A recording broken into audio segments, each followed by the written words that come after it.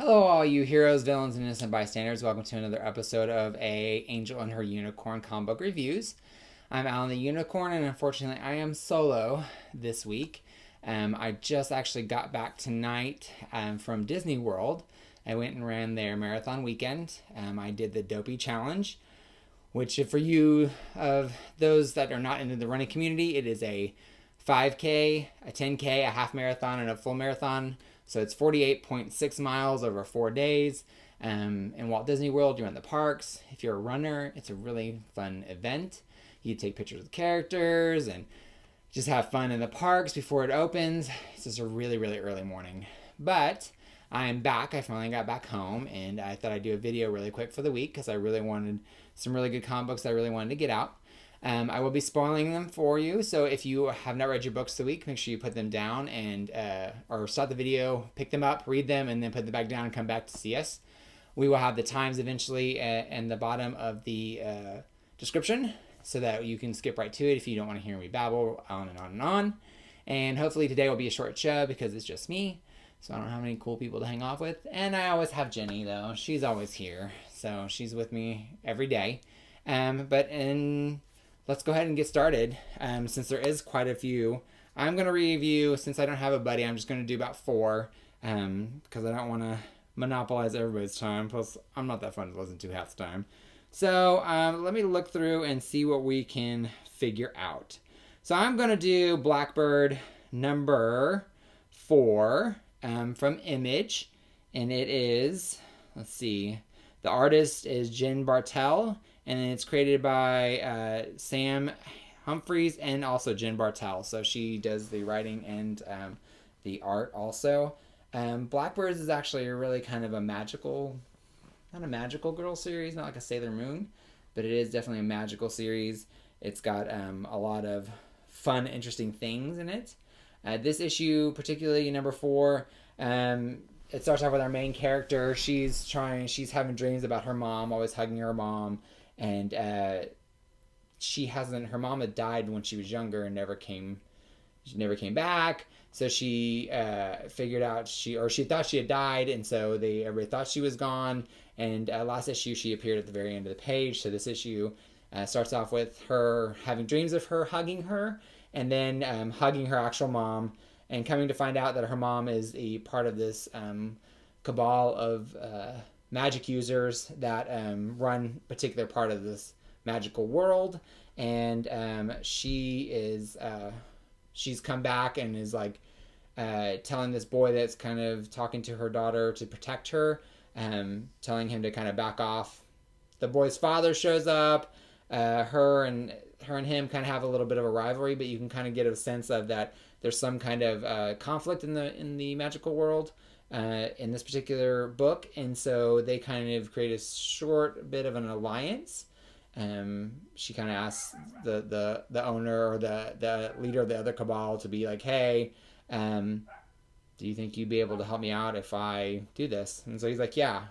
But they kind of have it kind of gives you a little bit of reservations, but she makes her forget, and so she kind of goes back to the real world, and she's kind of trying to figure out if she's really gone crazy, if this is really happening, or if her mom's really alive. She goes and digs up the grave, finds out her mom's body's not in there, and she kind of has some drug issues.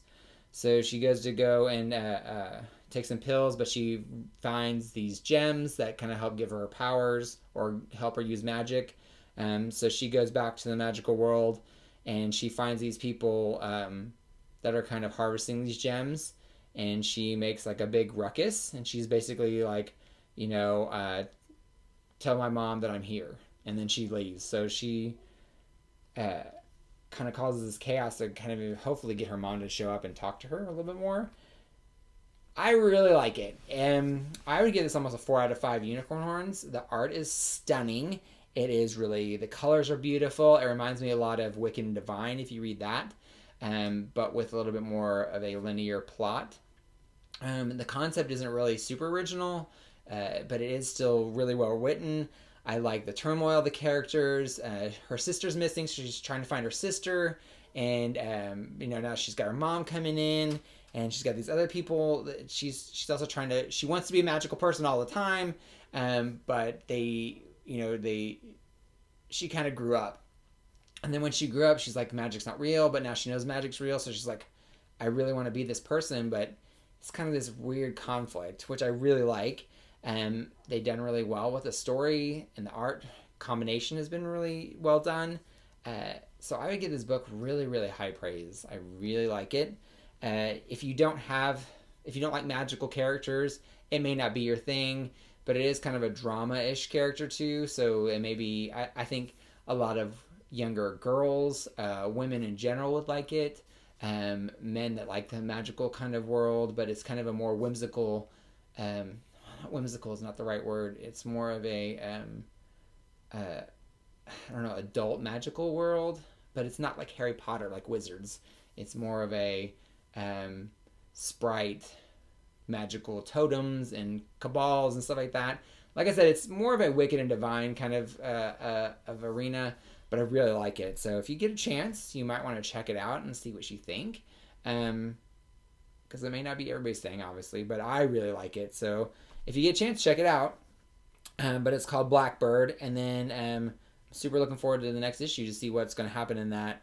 I'm hoping that they'll reveal more about her mom, obviously being the lead of this magical order, which would be kind of exciting. So I'm just going to skip right into the next one. So I also read Die number 2. We reviewed, James was with me, and he reviewed number 1. So number 2, issue 2 came out. It's been I don't know, like, let me see. Let me get the writers really quick so I can give them their props and be able to, we'll go over the book and see. Let's see. Kieran Gillen is the writer, and Stephanie Hans is the artist. Kieran Gillen, we did a book club with one of his books was the book we read, Uber. He does Wicked and Divine. He apparently does the Darth Vader series, which I haven't read before. But he has a way of writing his books that are almost like you're missing something. Like you don't quite, like I missed an issue somewhere. Is what I always feel like when I read his works. But for some reason he still keeps me coming back. Like I still read all of his stuff. So I don't even know, like, I don't think it's for everybody. And if you're ever confused with his writing, you're usually on the right track. So in this particular issue, it's the second issue. The first issue, people were playing D&D. Were missing for 2 years. When they came back, one of the kids was missing, and one of the girls was missing her arm. And then they cut to the older, 25 years later, and they got called back to this world. So they came back to this world, and the person that they had left was there waiting for them. And he takes the rolling dice is he takes that and puts it in his eye socket, and he kind of has his like power, and he basically, it's almost like he's goading them into this adventure. They seem like they don't, like the other people don't want the adventure. They're like, we have things we have to do. We don't want to do this adventure, but they're really scared of their friend that he's going to do something crazy or hurt them. And he basically tells them that you have to go on this quest. So they start on this little quest, and this queen comes down, this elven queen comes down, but then they find out that it's not the elven queen. It's actually some kind of demon or monster. So they have to get into character, because if they're not in character, then their powers don't work correctly, from what I understand. And so, like, the rogue kind of gets in the rogue mentality. The kind of paladin kind of get in the paladin mentality. The techno wizard gets into her character. And the aspects of it is really neat. The battle is pretty cool. They use all their different things. There's the one that's like a god breaker, and she or a god binder, and she uses like different gods uses their magic, which I think is a pretty cool concept. I really liked it. I thought that was kind of a neat idea. And then the techno mage kind of does a lot of really cool effects. it's a really neat story. They have this battle, and then at the end of the battle, they decide that they're going to go on with this mission and hopefully be able to complete it before their friend turns on them. But it gets really confusing. Like the story, again, like with him, it just, you get bits and pieces, but I still feel like there's a piece missing. And I know it's like supposed to kind of part of the mystery, but I really think it's supposed to, I don't know. I really wish it would read a little bit better, a little bit easier to understand. And the art in itself, so each page of the art is beautiful, absolutely stunning. It's like these great watercolored colors on them, and they have these washes that are really beautiful. And these characters are really, like, their outfits are really amazing. The concepts of them are really cool. The look of the book, of each page, is really nice. I personally don't think it's very well done for a book, because a lot of times I'm very confused as to what's going on. There's a lot of abstract looks to them, and so I get confused of kind of who is who. Some of them look really well, some of them look like you can tell, okay, this is this person now.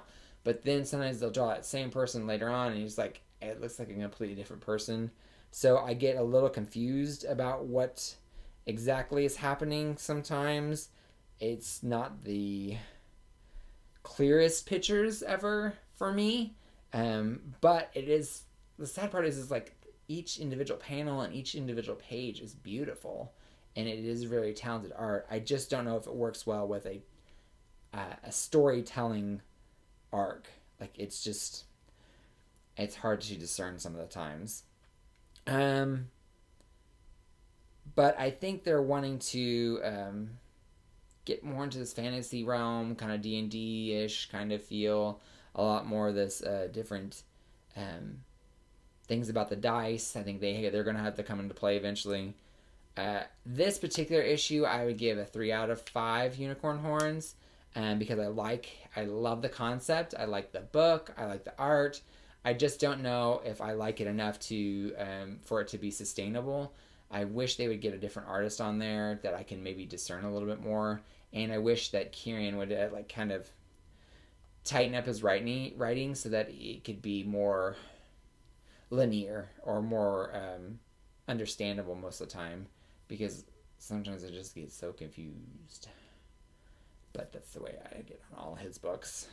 So, with that being said, I think it is still a really good book. It's really interesting. It may be, I don't think it's going to be a lot of people's cup of tea, but I do think it is a really good book to start on, because it is only on issue 2.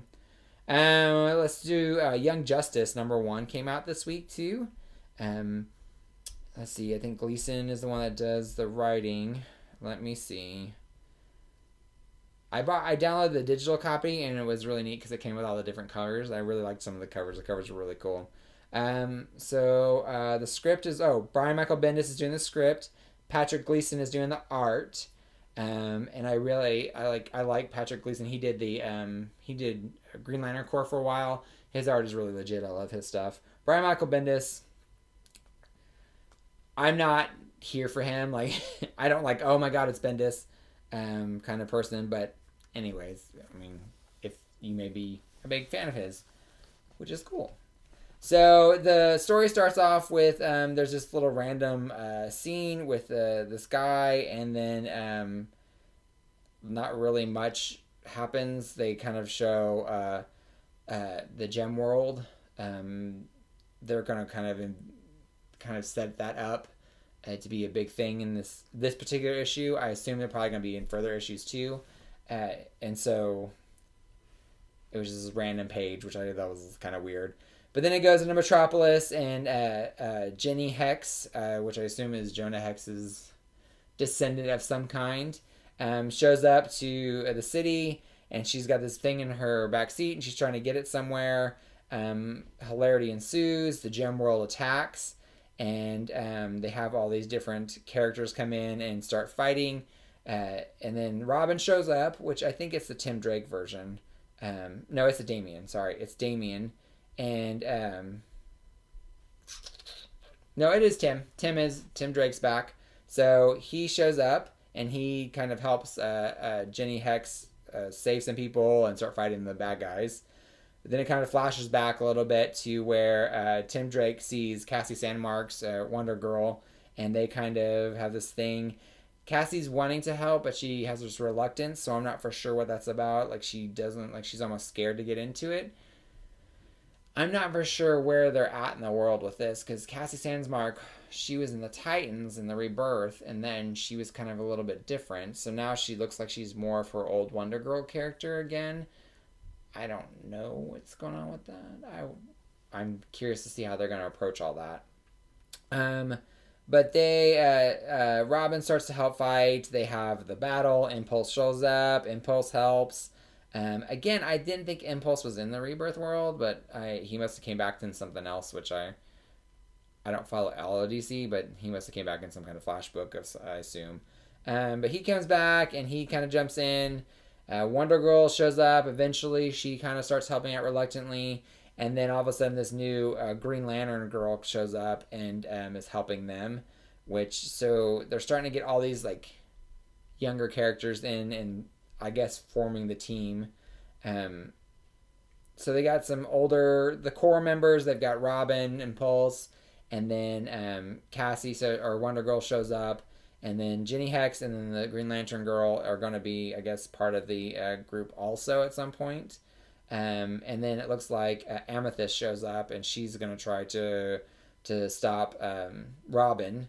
And then Impulse ends up running into Superboy. But he's like in his old costume where he has a shaved side. He's got the weird leather jacket. He's got like this old Superboy costume. So again, I'm getting confused with DC's past mythos. Is like, where is he at? Like, I don't understand like how they fit into some of this stuff, but I guess that'll be to be determined. And then the next issue is supposed to be Wonder Girl's secret, so I assume she's got something going on, which they kind of alluded to. And then I'm going to go on a limb and say Amethyst is probably going to be part of their group at some point also. Overall, I think the premise of the book is kind of fun. I'm curious to see where they're going to take it. I was a huge fan of the old Young Justice. I loved it, but Todd Knock was doing it, and I really liked his story. And they almost gave the characters a little bit some dark stories. That was when they had like the Dark Side, not the Dark Side Wars, but World War something or other, where Darkseid invaded and Arrowette showed up, and she was kind of helping be a medic because she had quit being a superhero. And they kind of had these characters grow, and they had Empress, and they had all these different people show up. Wonder Girl became the leader because she kind of became more and more confident. There was a lot of growth in that book, and I really liked it. And the art was always amazing. I love Todd Knock. He's one of my probably top 5 people that I love as far as art goes. And he's a really cool human. I love listening to some of his podcasts and some of his YouTube stuff. He's just a really cool guy. I'd love to be able to meet him at some point in my life. It's on my bucket list. But as far as this, I think it has potential. I'm just not quite sure where they're going to go with it. This doesn't really show you where they're going to go, which is kind of exciting in and of itself. But I also would like a little bit more. I was hoping they would explain a little bit more as to what they're going to be doing, but I guess time will tell.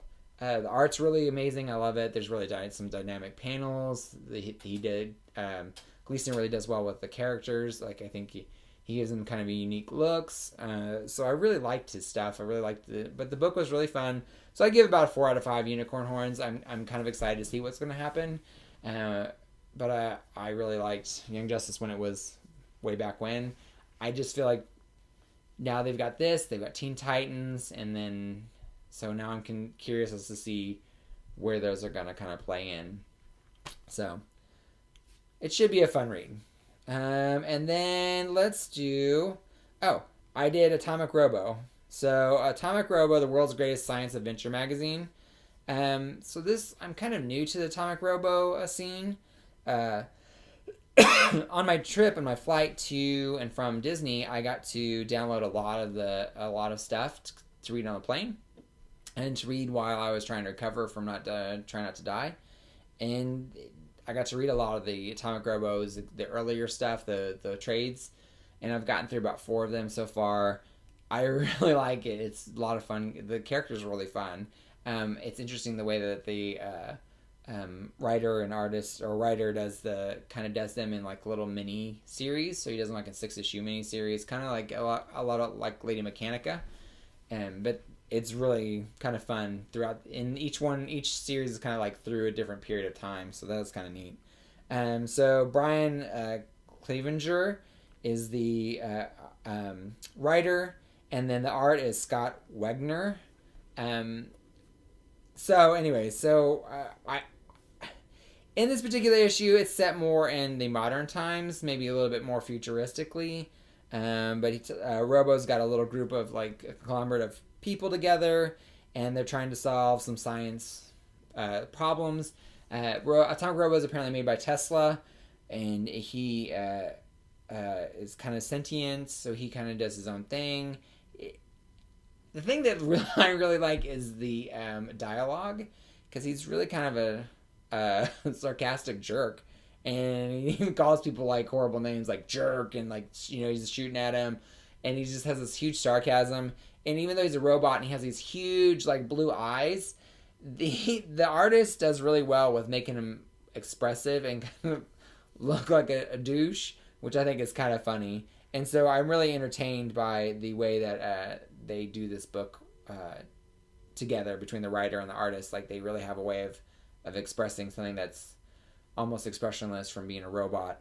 But he brings one of his team, and one of his team apparently messed something up earlier, which I don't quite know because I haven't finished reading all the other series, so I don't know if they bring him in a different book.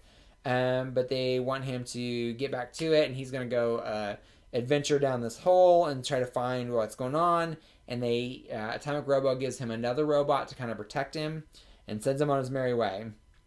And then they have these other characters that are kind of getting settled in, and they start becoming the think tank. And Robo has like this little box that he's talking to, which I assume is another sentient AI at some kind, and he's trying to possibly, I don't know, grow, because he keeps trying to teach him or help him with reading and stuff like that. And then they do a lot of paneling with the human characters that are younger, that are going to be kind of part of this like think tank camp. And then the guy that they send down into the cave kind of gets trapped, and he's not sure what's going to happen. Then they all go off on a little adventure. So overall, like at the end of the book, you really have some whimsical writing and kind of see what they're going after. Plus, they kind of review some things that pique your interest in things. Like he's given the little box that he's talking to most of the book. He's trying to work on a body for him, so that he can do things.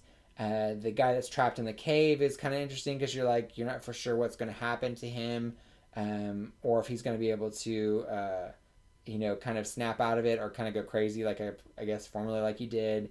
The human aspects with the younger characters, and the kind of reluctant nerd scientist that they want her to become the group, and she's like, I'm not for sure if I do, but she kind of does.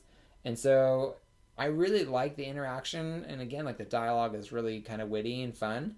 And the art is awesome. I really like it. Like, they have I don't know, I have to look back at all the other ones, but I think they have a similar art style altogether. Each one that kind of does a different book is, I assume, probably a little bit different, but they do really well with kind of keeping the same kind of similar aspect of the book. It's a little bit of a cartoonish look sometimes, but they do really well with the expressions, and the panels are really clear. Everything's really crisp, and so I really like the art a lot. And then the stories are a lot of fun. They're not always like straight up action, but they some are supernatural, some are little war stories, some to be little mysteries. So it's really kind of fun, the different aspects they do of this character in the different times. Like some of them have been World War II. This book is a little bit more in the future. They have one that's kind of like in the Victorian Englandish era where the Cthulhu comes around. So they have a lot of different aspects for this character, but this particular book, they did really well with kind of continuing that kind of feel that I've read from the first couple trade paperbacks into this current series. So I'm really looking forward to that, and I'm really looking forward to actually reading the rest of the books that I've downloaded. So I'm super excited about that. So I would give this probably a 4 out of 5, almost a 5 out of 5 unicorn horns, just because I really did enjoy the humor and the art are really awesome, and so I really want to look forward to seeing the book again or reading the next issue. The other thing is, this book, this particular issue, brought me into wanting to read more about the character, which I think that's a very important thing that a book does, is if you can pick up he's got probably like 5 or 6 trades, probably more than that, and then this is, another series that he's starting. So if you can take that series and be interested and want to pick up another book, or more books, or read about more about that character, I think that's what you're really winning as an artist and a writer, or a creator. That's what you really want, is you want to inspire, not only have great adventures with that current stuff that you're doing, but also inspire you to want to read the other stuff. There's some books where you can read and you just don't care about the characters, so you either drop the book or you don't want to read, the back stuff, so you don't want to go find it. And that's kind of, for me, that's part of the fun of collecting as a comic book person, or as a person in general, just being able to get more of that history of the characters that you really like. So I feel like this is really neat that they invoke this feeling of want to be able to read more of their stuff. So if you haven't had a chance, Atomic Robo is really, really a fun book, I think, to read. And I think it can cater to a lot of ages. A lot of adults, I think, would enjoy it. A lot of kids, a lot of women, a lot of men. I don't think there's really one type of person that I would narrow it down to, but they do have. So I think that's another good thing about a book. I feel like is very inspiring. So I really enjoyed it. Another book that is new to me, but is not new in general, is X-23. I'm not huge. I'm probably gonna piss everybody off, but I hate Wolverine.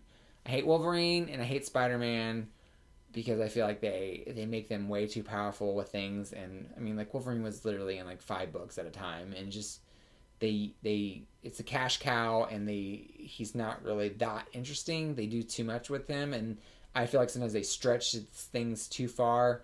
Like, they had a cosmic Spider-Man that beat Galactus. It's a Spider-Man. Like, I get Spider-Man, but he beat Galactus. Like, that's just ridiculous. It's just silly. But, so, with that being said, I'm not a huge Wolverine fan. So I never really got into X-23. I read the original Nyx series, NYX series, with where she appeared. And I've read some of the other stuff, like I read X-Men. I really love the Uncanny, or all the X-Men. I've loved the Uncanny ones that they've really done. I read X-Men Red with her in it. And slowly she has become a really fun character. Honestly, though, Gabby is the one that gets me, and I know she's in this book. So that was one of the things that I wanted to pick up. This book was from X-Men Red, was with Gabby. I wanted to read the X-23 to get more with her, because she cracks me up. So this writer is Mareko Tamaki, and the penciler is Diego, Oloratuga.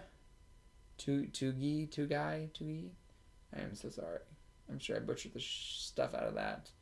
You need pronunciation guides so I can not be a horrible person. But anyways, with that being said, so in this particular issue, I haven't read all the back issues, so I don't know what's going on. But in this particular issue, X-23 and Gabby or Honey Badger are fighting these paramilitary people, and Beast is trying to get away. But they found another clone of themselves. So they gas them, and Gabby's like, okay, I'm gonna go fight. And she's like bubbly, and she's like having fun, and she's like kinda laughing, and she gets done, she's like, ta-da! And so it's really funny how she she just has this way of making you like the character just makes you giggle. She's just funny. So it's really neat. They rescue this other clone. Beast helps them escape, and then they get back. And she is not. She doesn't heal as well as the as Gabby and X-23 as Laura, and so she. They notice that she has like a cut on her face. They realize that she's more machine than anything. Then they cut to apparently the creator of X-23. He's created this other mechanical clone, and the board's like, well, how do you know it's not going to go crazy again and cost us more money? He's like, because I built it this way. And so then they cut back to them, and Gabby, X-23 is like, don't associate with the robot. She's in a hibernation state. Leave her alone. We're not going to mess with that. I'm worried that if you do, she's going to, she has like a kill switch like I did, or, something that's going to hurt them. Well, obviously Gabby doesn't listen, so she takes her little cookies and she sits there and she talks to the robot, and she just sits there and is like conversating with it, and it's really, really super cute. And so it's fun, like it's neat. With this being the first book I've read of the X-23, I have to say, like I was really interested, so I went back and picked up the trade and got number 7, so that way I'll have all 8 books on downloaded, so that I can read them all and catch up, hopefully. And maybe continue the series, because I actually really, really liked it. Like I like, like I said, like Honey Badger is hysterical, but I feel like Laura is a really good character in this particular issue. She has a vulnerability and like almost a motherly / sister kind of feel for her other clones, and so she's trying hard, but it's like you can see the turmoil in her, and I think that's really neat. And then the art itself is just it's really stunning. It's very beautiful. They have some really great panels. The action panels with Gabby fighting all the military guys by herself is pretty amazing. It's just this huge splash page where she just jumps in. So a really good combination of writing and art together. And like I said, another thing that inspired me, it really made me want to go back and read the other books, and so I downloaded them. So with that being said, I think it would definitely be a 4 out of 5 unicorn horns, because it does inspire me to want to go and read more. So I can't wait to finish the rest of the series and actually maybe get into it and continue on and see what's going on. So I really like it. If you're not an X-Men fan, it may not be for you. It definitely has an X-Men feel to it. It's very Wolverine-ish. So if you're a Wolverine fan, you may enjoy this book also. It's a little bit different take. Or you may be a little bit more of a purist and don't like that kind of stuff. So, but I enjoyed it. I thought it was a really good book. And I think like it's got a good combination of writing and art and inspiration. So really kind of fun. So those are my 4 books that I'm going to delve into. But I'm going to go quickly through my pull list, because I read quite a bit this week. And so I read several ones that I thought were kind of fun. So I'm just going to go through the rest of my pull list, and then we will I'll finish the show. So I read Avengers number 12. It's kind of about Black Panther staffing and kind of making these secrets, the Warriors of Wakanda people, and he's kind of setting people into different things, like somebody to be security, Gorilla from the agents of Argus, I think it is. I'd have to read it again. I'd have to remember the name of the group. Argus, I think, is DC. But anyways, he brings in like a head of security. He brings in the older Wasp to be like kind of like a secret agent. He sends Kazar into the under the sea to kind of spy on Namor. He has his head of the guard. He sends her, and she's kind of the quote unquote leader. Odin, they reveal Odin is his kind of counsel. Like he's getting a lot of like tidbits from Odin.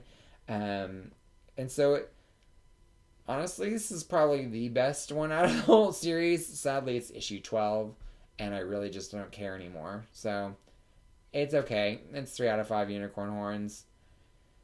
Avengers has just been, unless they really peak something up, I just don't care anymore. Unfortunately, they've worn their welcome on me. You can't go a whole year with having junk storylines, and they expect me to perk up when this gets really exciting. which it really didn't. So, boo hiss, which I'm really sad about. Domino number 10.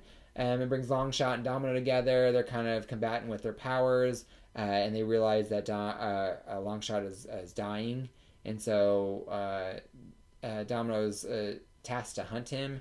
She finds out that he's dying, so she's going to try to help him. I really like Domino, but I think they're going to do a new book. It looks like this was the last issue, possibly, of this new book, or of this book of Domino series. But I think they're going to do a new one, and I'm not for sure if it's going to be. It's called Hot Shots number 1. So I think they have one more issue of this one, and then it's going to be this new book. I don't know how that's going to go. So I really like Domino. I think it's a fun book. It's kind of a Harley-esque / for Marvel kind of character. They've had some really good stories, a lot of fun. Gail Simone has, I think, done well with it, and the artist has been really well. He's done really well with a lot of the stuff. I like the characters. I always like Diamondback, but she's always kind of been a secondary character. But in this book, they kind of make her kind of fun. Outback's been hysterical. The guest stars has been really fun. So I'm curious to see how this is gonna, what they're gonna do with this, because if they get rid of this book, it'd be really sad. I read Spider-Man, Miles Morales Spider-Man number 2. It was a fun little adventure book. I'm not really sure. I didn't read number 1, but I'm not quite sure what they're going to do with him. But it's just kind of him finding his place. He's kind of helping the Rhino. I guess the Rhino's got somebody missing, so they're kind of helping each other, just trying to find the missing people. And then they find out Tombstone's basically kidnapping people, and so hilarity ensues. They have an adventure. I liked it. I hate Spider-Man. But I like this Miles Morales one. I read him on Champions, and so that's the reason why I picked this one up.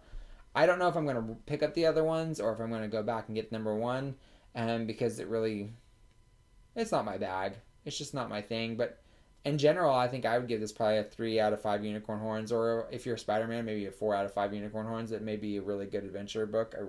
You may enjoy it a lot more than I did. Star Wars number 59. It's finishing up the one arc. I feel like they've gone a lot longer with their arcs, and sometimes it can get a little boring. I think this arc should have been done in like 2 or 3 issues instead of I think they're on number 4 or 5 issues, and it's just like, come on, let's go. So it's okay. They just continued on. They are still on the planet, stuck on the planet. They're kind of having this little paradise thing, but I'm really super excited for next issue because they've got the new Stormtrooper, the Stormtrooper group. They're pretty cool. I really loved all their costumes and stuff like that, and one's a sniper, one's got a lightsaber, one's kind of the big brute. So I really like that. I think that I really like them as villains. They're kind of fun. So I'm interested to see what's going to happen. But they showed up at the very end, so you never know. Uncanny X-Men number 9. X-Men and Legion are still emerged. They're fighting all the X characters, and then Jean Grey is bringing in more people to kind of help stop him. So it's just more and more X-Men hilarity. I love it. 4 out of 5 unicorn horns. But I'm a huge X-Men fan. But it's a good superhero, good team book. It's really enjoyable if you get a chance. Another fun one I read that was kind of weird and different was Bitter Root, and it has more of a Creole, New Orleans flair to it. I'm not quite sure. This was number 3, so I'm not quite sure what the mythos is with them. Because it is, I just came in right in like number 3, so I'm just like, I don't know. The concept that I can understand is there is like demons, and there's this family of demon hunters, and they are all trying to fight them. There's an older kind of voodoo lady. There's a guy that apparently can turn into another like more powerful person that can help fight the demons.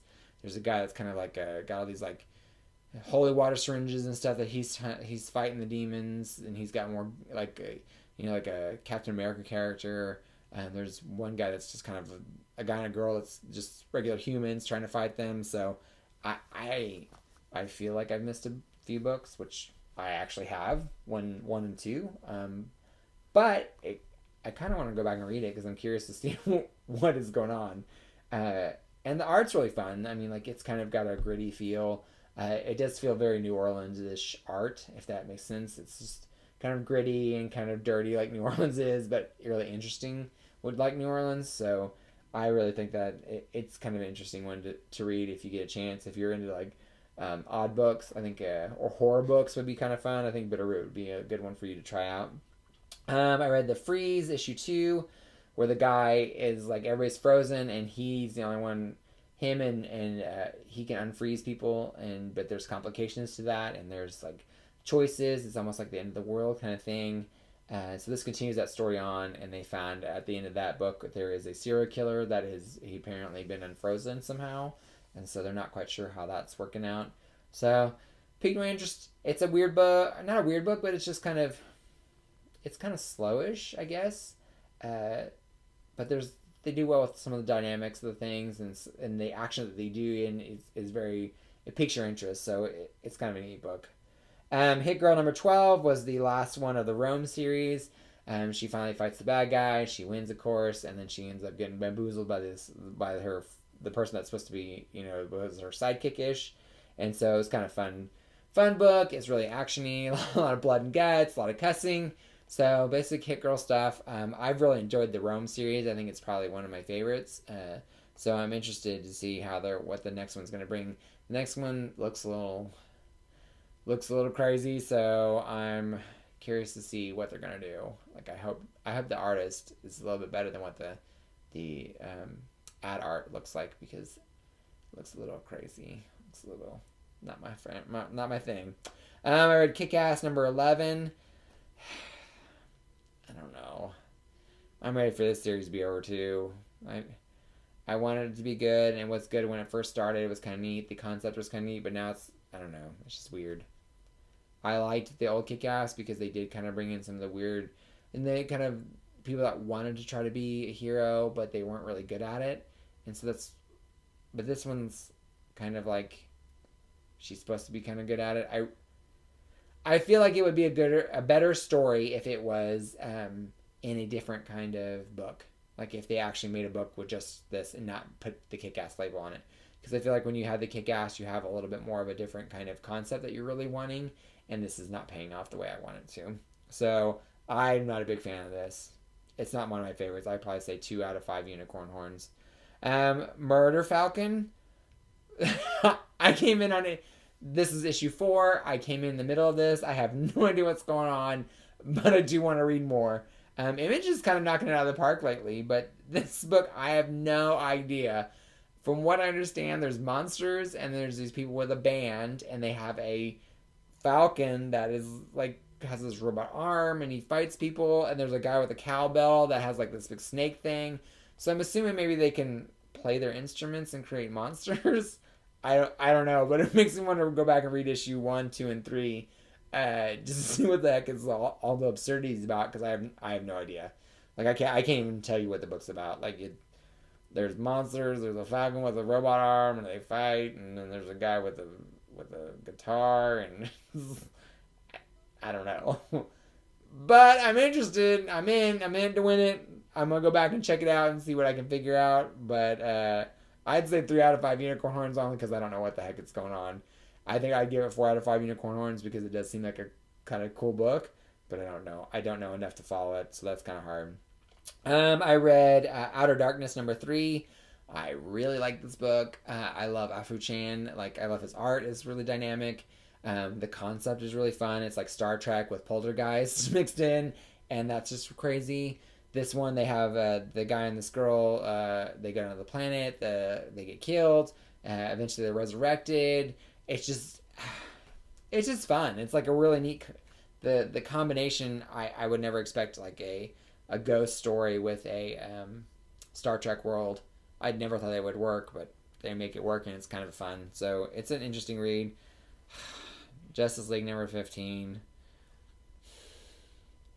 Justice League's right there with Avengers. It's just sad. You could have done so many things with it, and they've got a really great cast of characters.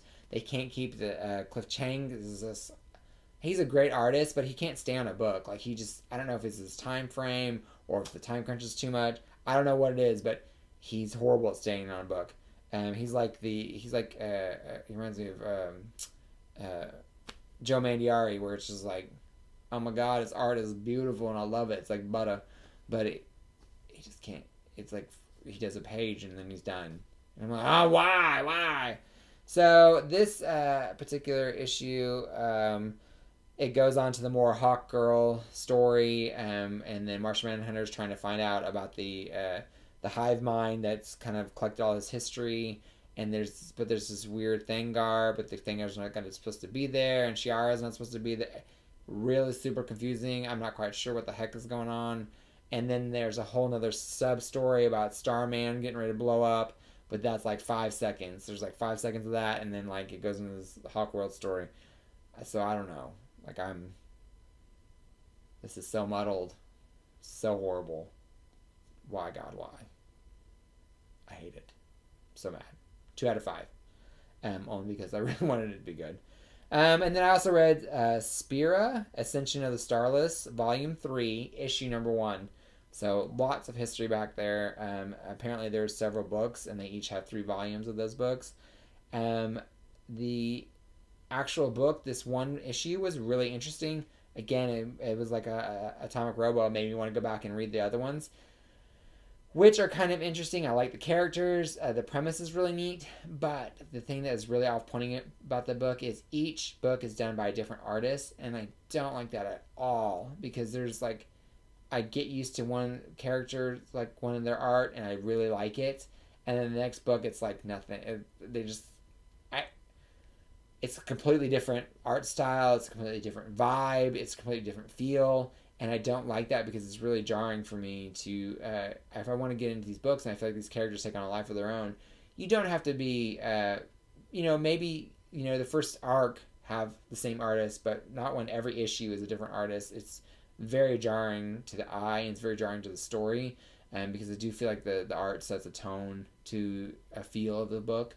And when you have different tones each book, you're just like snapping everybody out of that particular concept that you're trying to present. But with this particular issue, I really loved the art. The art was amazing, and the story was kind of neat. But there's a lot of stuff that I know I'm missing because I don't know any of these characters. I didn't know anything that was going on, and so I kind of trying to catch up. So I went back and I definitely downloaded the other ones. So that was, again, it inspired me to want to read more of their stuff. Nightwing number 56. Nightwing finally shows up. He's helping the other cops that are dressed like him fight the Scarecrow. I think they're going to become kind of leading that they're going to become a team. I don't think I'm going to continue this one on much longer. I picked it up, I picked it up after Jenny passed away. It was one of the things that she liked to read, and so I really wanted to continue to read it to see if I can, keep it going for her. But I don't think it's that good. I don't know if she would like this, the way the concept that they're doing. She really loved her some Nightwing, but I don't think it's just okay.